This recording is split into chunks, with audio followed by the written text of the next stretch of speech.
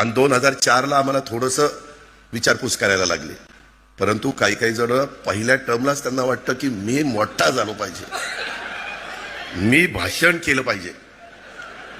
त्याच्यात आता मी आता माझ्या पक्षाचं काम करतोय, जयंतराव त्यांच्या पक्षाचं काम करतोय, पण माझ्या पक्षात कुणी काय करावं हे दुसरेच सल्ले द्यायला लागले. मला तर काही कळतच नाही काहींचं. अरे तुमचं तुम्ही बघा ना, आमचं आम्ही बघू ना, काय करायचं आणि काय नाही करायचं. मगाशी बोलत असताना काहींनी सांगितलं की बाबा दादा गावकीकडे लक्ष आहे, भावकीकडे पण लक्ष द्या. भावकीकडे लक्ष दिलं म्हणूनच तू आमदार झालास. जरा जयंतराव त्याला विचारा किती मतं पडली, पोस्टल बॅलेटमध्ये आलाय आपण. त्याच्यामुळं माझ्या कुणी नादी लागू नका, तुम्ही तुमचं काम करा. मी तुम्हाला एक अक्षर बोलणार नाही.